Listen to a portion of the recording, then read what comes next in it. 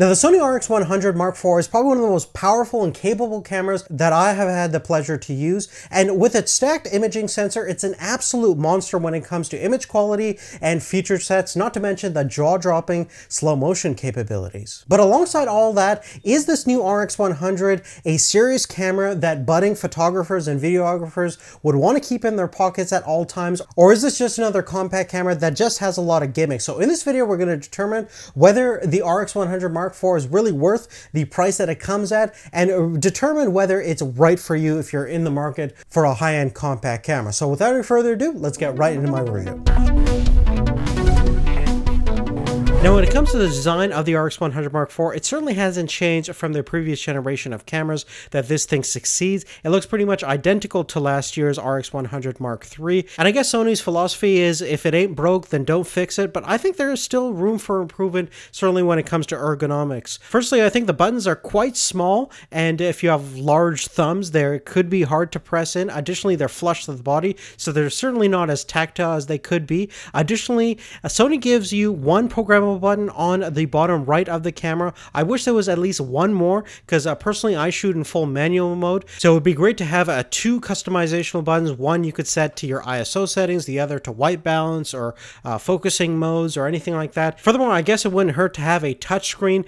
Certainly would make the camera a little bit more easier to use, and these days there's a touchscreen on pretty much everything, so why not have it here? And all these things would just make minor improvements to the camera to make it a little bit more useful and certainly more efficient.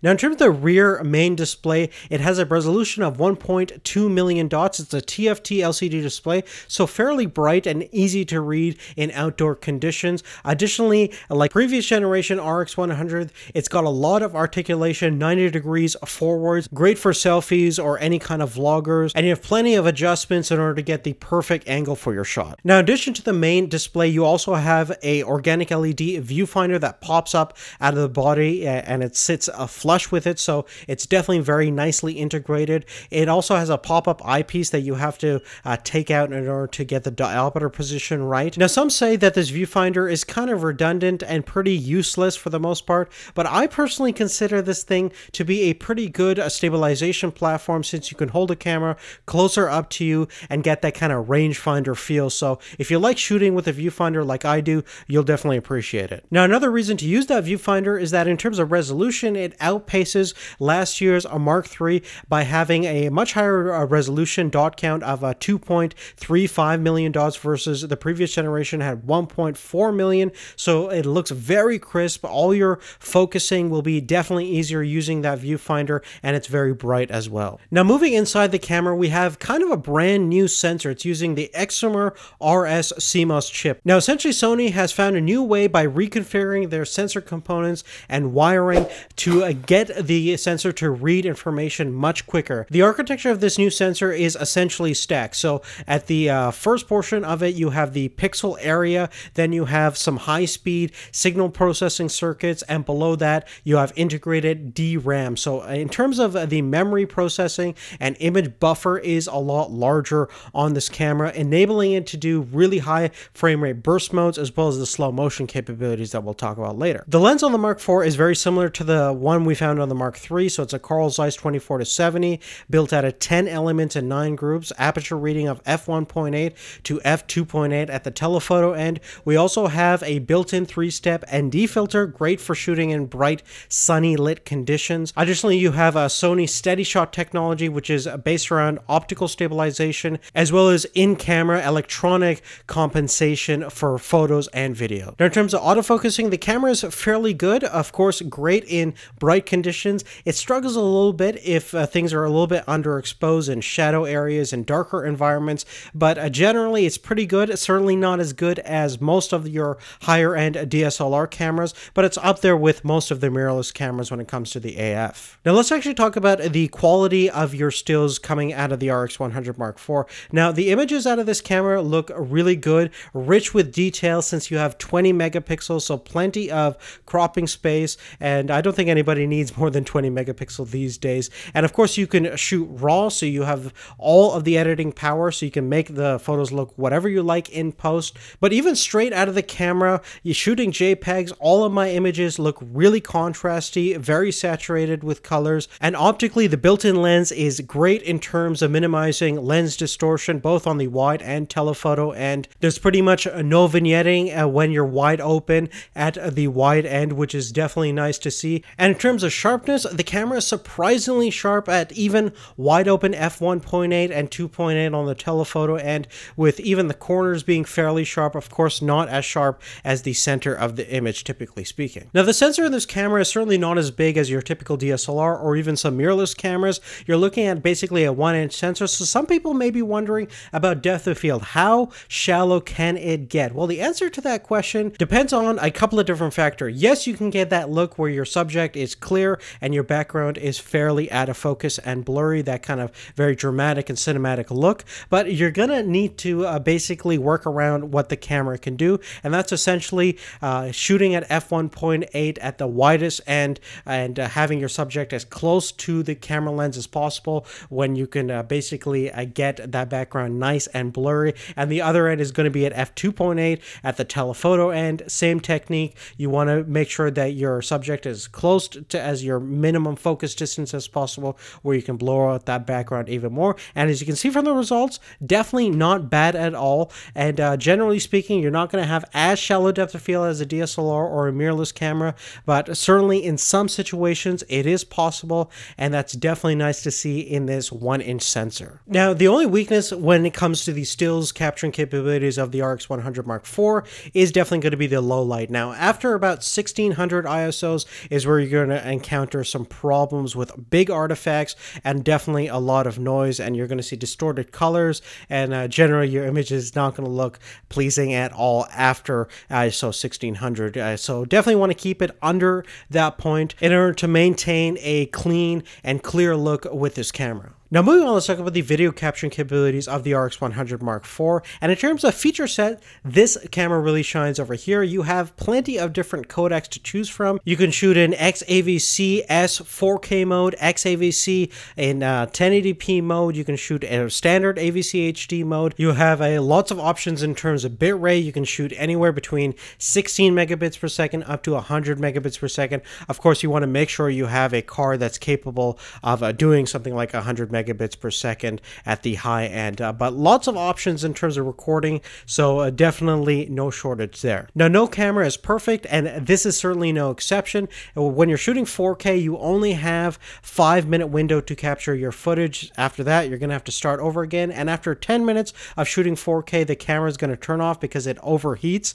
Now, there's no problem with 1080p in those regards, but if you're going to buy this camera for 4K, you are going to come across those certain issues. Additionally, you do not have an option to hook up an external mic, so if you want better audio, you're kind of dead in the water there, besides doing dual audio sound systems. Now, the good news, on the other hand, is when you are shooting video, whether that's in 4K or 1080p, because you have a good high bit rate, you're going to capture some really great looking images. Everything looks sharp, and there's very little compression artifacts. This new sensor really enables the full readout, so that means less aliasing on moire, and that's certainly the case based on my experience. Of course, you're going to want to keep things under ISO 1600 to get the cleanest video footage. Additionally, rolling shutter is a lot more apparent when you're shooting 4K compared to 1080p, and that's just the simple fact that the sensor has to do a lot more downsampling to the SD card when you're shooting 4K than 1080p. So just try to avoid shooting anything fast-moving action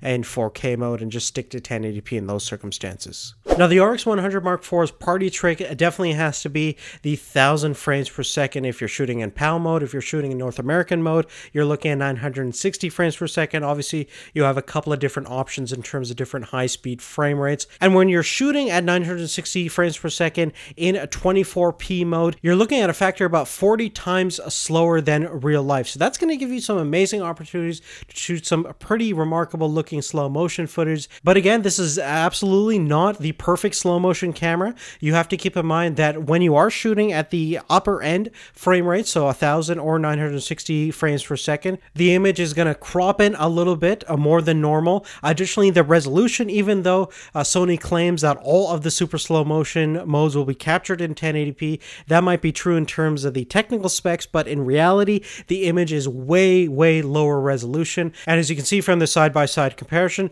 the footage in super slow motion 960p is filled with artifacts and a lot of aliasing, looks completely pixelated. It's most likely around 480p or somewhere in the standard definition resolution range, definitely nowhere near HD range. Now the good news is when you don't shoot at 960p and shoot down to like 480 frames per second or 240 frames per second, your image does improve quite a bit. So that's definitely nice to see. And even at 240 frames per second, that's about as slow as something like what the FS700 can do, and that's a camera that at least costs 4 to 5 times what this camera costs. So when it comes to slow-mo, there's really not a lot of cameras that can compete with the RX100 Mark IV, so it's pretty incredible that something like this even exists at this price point. And even though the 1000 frames per second isn't the best when it comes to the video quality itself, depending upon how you shoot things, you can definitely get away with some incredible looking footage. And we've done actually a dedicated video on the channel to show you more examples of what this thing can do in terms of slow motion. Now, just to sum up everything, we're going to list off the pros and cons of the RX100 Mark IV. We're going to start with the stuff that I didn't like about this camera. Firstly, in terms of the optics, it's not a constant aperture lens, so that's great. It's 1.8 at the wide end, but it stops down to 2.8 at the telephoto end, which is definitely not consistent. If you're going to do any kind of zooming, you'll see it kind of stop down. So it's definitely not perfect optically. Next, I think this camera ergonomically is certainly not perfect. There's not much of a design change from the previous generation RX100, certainly not from the Mark III version that this thing replaces. So I could definitely use some more buttons and buttons that are more tactile, as well as a touchscreen would be a nice addition to make this camera easier to use and certainly more efficient. Furthermore, the battery performance is fairly lackluster. Again, it depends upon what you're doing, but if you're going to shoot a lot of slow motion or 4K video, you're barely going to get an hour out of this camera. But when you do shoot photos and things like that, you can probably get by out of 4 hours. But if you're going to be doing anything long term with this camera, definitely invest in some extra batteries. Now, my last complaint of this camera is regarding the video capturing capabilities, and if you're going to use this as a serious video shooter, you're definitely going to have a big problem with when you're shooting 4K, you're only going to have a 5-minute record limit. That's definitely a big shame. Additionally, it likes to overheat after shooting 4K video for over 10 minutes, so the camera will automatically shut off. Additionally, you don't have any options for external mic connections, and certainly not any headphone monitoring as well, so you're going to have to do what I'm doing right now to make this video and use external audio and then sync it up later in post, which can be a pain. Now let's talk about the stuff that I did like about the RX100 Mark IV, and that's definitely, I do still like that design. It looks sleek and very stylish. It's the same look as the previous RX100s, but really, besides the ergonomic complaints I have it, I think it looks very nice functionally. It's a great thing to carry around with you that doesn't burn you as well. So it's compact enough to fit in your pocket pretty comfortably while still being very powerful in terms of its imaging processing capabilities. Plus, you have that great articulating screen, which is great if you want to do selfies or shoot video like I'm doing while I have the monitor flipped right up against me so I can monitor everything right then and there. Next, I think this is a very capable stills camera. It has plenty of capabilities when it comes to even low light performance with that wide aperture of f1.8, as well as a pretty good raw performance, a really sharp overall photos. The sensor is very sharp and very large in terms of 20 megapixels. I don't think anybody needs more pixels than that. Additionally, you have 16 frames per second burst mode, which is an absolute monster if you want to do any kind of sports or nature photography. This thing really does have you covered there. Another great thing about this camera is the video capturing capabilities when it comes to the quality itself. You can shoot at up to 100 megabits per second. That's very, very high bit rate. So you're going to have excellent overall video that's going to be very comparable to many of the DSLRs out there when it comes to 4K and 1080p capturing capabilities.